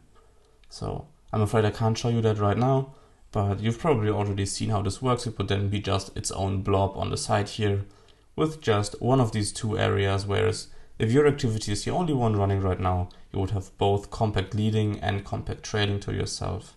And if the user presses and holds, it would show the dynamic island expanded region. Now we specified the alignment of leading, so of course our text is leading aligned here. You can play around with this as much as you want. And then again, if we go to the lock screen now,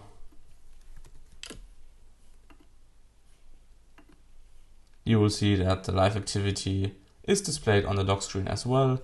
Even if we lock the device, then it will automatically gray out. And the SwiftUI animation is actually smart enough to only show the minutes then instead of also the seconds as well. Just like this. Now we can click that live activity, go back to the app. You will see the timer is synced up now. I'm sorry for the German formatting here. Updating to the newest Xcode version must have messed up my language settings. And now if we hit stop, then it's gone. And then you will also notice that it's gone from the lock screen as well as the dynamic island. Alright, so in this video you learned about ActivityKit, what activity attributes are, how live activities work, how you can start and end them.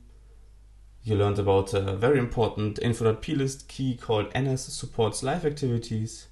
You learned how to write your own widget extension with an activity configuration for a lock screen widget or a lock screen live activity and dynamic island support using the dynamic island type and the dynamic island expanded region type, and then you just used SwiftUI views in there. We just had examples here, but you can feel free to be creative. If you're working on a cool ActivityKit app, feel free to tag me on Twitter at FlowWritesCode. By default, CoreData is not shared with your app's extensions. I will show you how to get it working for all of your projects. And speaking of projects, I actually made a free macOS and iOS app called LaunchBuddy to help you structure your app's releases and updates. So before we get started with how to share your CoreData stack with your app extension, let's first have a quick look at the demo project that I have prepared. It's a very simple iOS application. It just has a list here of all of the items. An item is my entity in CoreData. An item has a string, I call it text, and a date, which is just a timestamp of when it was created. And then in my content view, I just have a list of all these items showing the text and the timestamp. So nothing fancy whatsoever. And just to be clear, all of this data over here comes from our preview persistence controller. And the persistence controller is basically exactly the one that gets auto-generated when you select that CoreData checkbox when adding it to your, when creating your project and adding CoreData to it.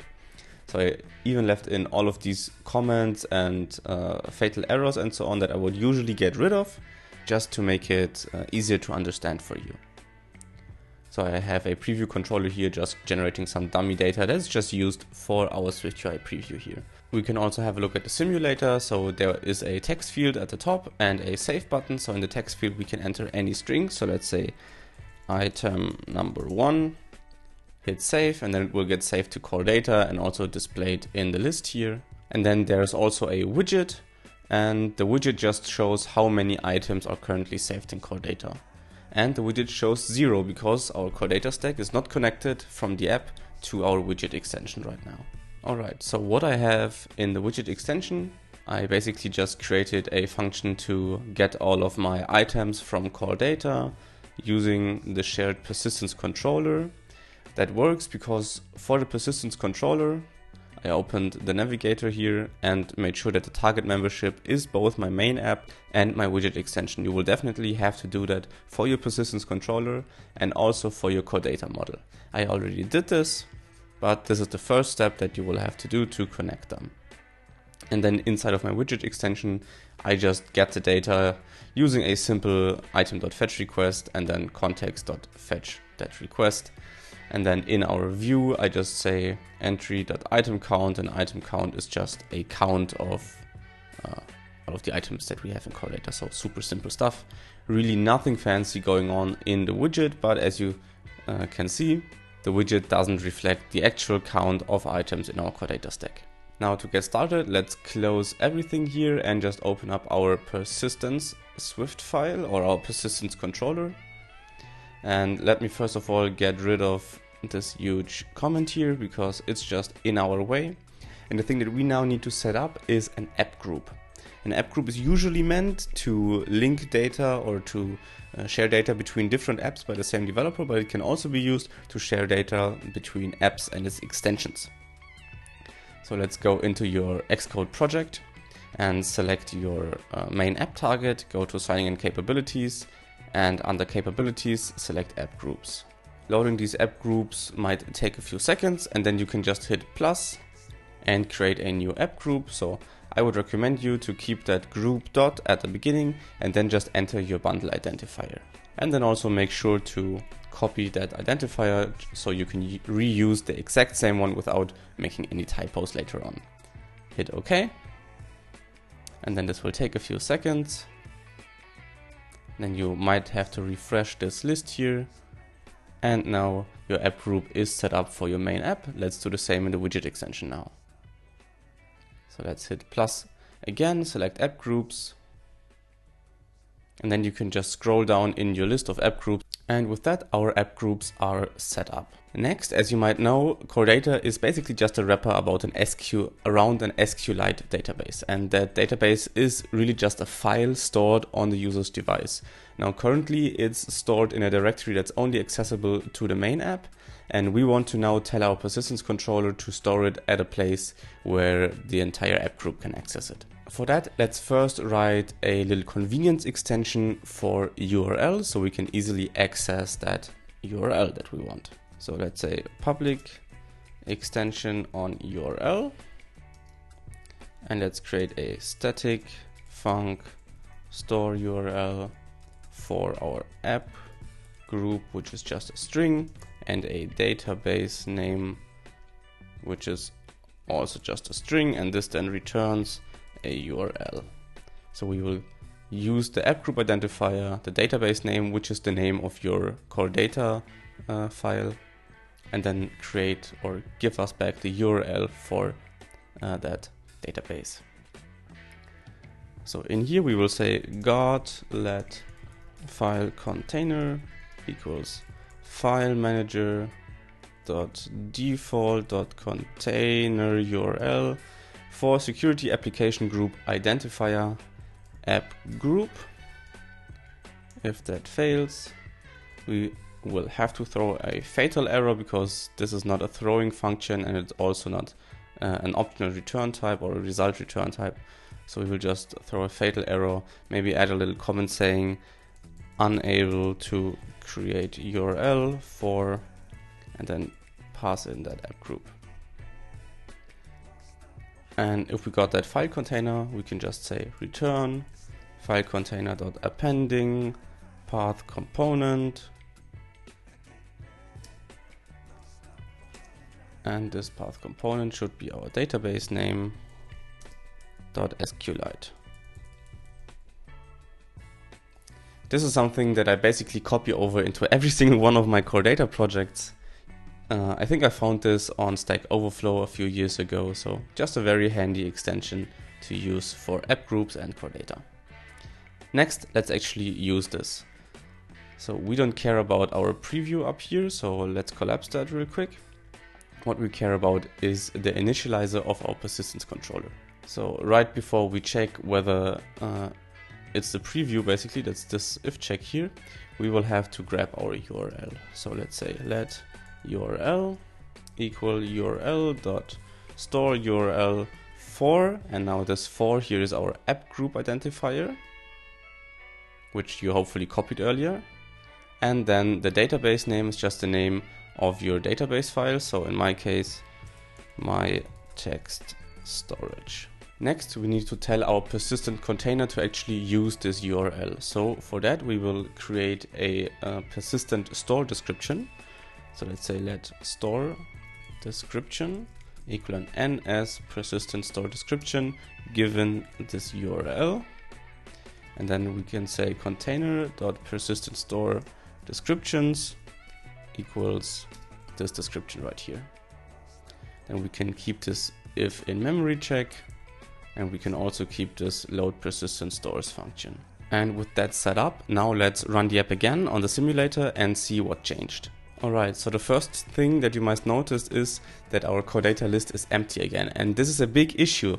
And that's why I recommend you to always start with an app group. No matter if you plan to add widgets or any kind of extensions, it's really better to just always start with an app group, start with this exact setup, and then you can add your widgets without losing any data or having to migrate any data. If you already have a CoreData stack and your app has already been used for quite a while and you now want to add widgets, you will have to manually migrate the data. So you will have to grab the data from your old SQLite file and put it into the new SQLite file. This is not part of this video, it's a bit too complex, but you can look that up yourself. That's why I recommend to always start with an app group for your app, even if you don't plan to add widgets in the near future. This is also helpful for intent extensions, for example. So now let's actually try out our implementation. So let's say this is my first text entry. Let's hit save.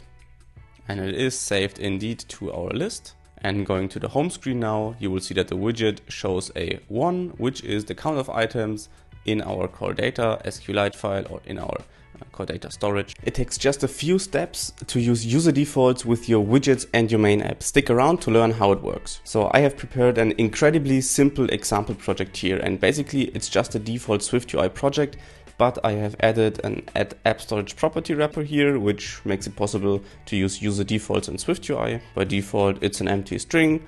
The key is my default string, and then I just have a text field which is bound to that my string variable, so to that value in user defaults. App storage is just the wrapper for user defaults, as you might know, and then we can enter some text there and it will get saved to user defaults. And I've also prepared a widget extension here, which has a function getMyString, which just takes the user defaults and gets the string for the myDefaultString key, which is the key that we used here in our app storage property wrapper in our main app. And then that gets passed into our timeline entry and then shown into our widget view right here. And as you can see, this doesn't really work in the preview, so I'm just showing a preview string there. And now having a look at the simulator, we have this text field here, and if we now enter a random string like random string, and then we go to the home screen and have a look at the widget, you will notice that the widget says no string. And let me actually quickly add something here, just so our widget always refreshes. So let's import WidgetKit, and I'll just say widget center.shared.reload all timelines, just so when we press enter, the timeline actually gets reloaded. So let's run that again in the simulator. And let's hit enter. And now, even though the timeline got reloaded, it still says no string because that's the default value that we give back here. And it's obvious because we haven't written to the my default string key inside of the widget extension, and the widget extension currently cannot read any data from the main app. So let's implement that. There are just two steps that you actually need to do. The first one is to enable an app group, so the two extensions or the two targets can communicate with one another. If you're interested in how that works for CoreData, I have also made a video just on that, so you can check that out next. And then the second step is to just use the correct user defaults instead of the standard one. So let's go to our project settings and go into our main app and add the app groups capability. And then let's hit plus here and create a new app group. So I like to call mine group dot and then just the name or the bundle identifier of the project. So in this case, it's share defaults. And I'll just copy that, hit OK. Might have to refresh there in a second. All right, that looks good. And now let's do the same for the widget extension. So go into the signing in capabilities tab, add the app groups capability, and then just select your app group. There it is. And that should be set up and good to go now. So next, we will have to tell SwiftUI to actually use the user defaults for our app group. And to do that, you can just go into your abstract, and let me re-indent all of this. And then on your content view, you can say default app storage. This is a view modifier that not many people know of. And here you can pass in a user defaults instance. You will create one using a suit name. And then the suit name is just the identifier of your app group. Now this one is optional. Now we know that we have created this app group and that both the main app and the extension are part of the app group. So I would argue that it's safe to force unwrap. If you don't want to force unwrap, you can also grab this user defaults thing here, call it defaults, and then embed this in a if let check. So let's say if let defaults equals this user defaults, and then we can use it as a default app storage. And else you can just show some other UI like failed to load user defaults. You would actually implement your own error message here probably, or handle this in any other way. This is just a way to use the suit name user defaults without actually force unwrapping it. And then we basically have to do the exact same in our widget extension. Now we can't really use the view modifier there because we're not using the app storage property wrapper. But nevertheless, let's copy this string here or this initializer here and go into our widget. And then in the getMyString function, really just wherever you're accessing the user defaults, instead of using user defaults.shared, we can get rid of that and use our suit name user defaults. And we also have to make sure to optionally change this down here, just because this initializer is failable, so it can return nil. And now let's run this again on the simulator. You will notice that our random string from before is gone because we're now using the new user defaults instance. So let's enter my string, hit enter to refresh the widget. And then on the home screen, you can see my string is displayed in the widget, even though the default would have been no string. So this is actually now correctly synced up between the main app and the widget. And of course you can also write stuff to user defaults in the widget and then show it in your main app, even though I'm not really sure why you would want to do that, but I'm sure that there are options for that. Subscribe to this channel if you want to learn more about iOS development, and if you enjoy these free videos, you can give back by leaving a super thanks in the comments down below. The button is right next to the like button. Thanks, and see you in the next one.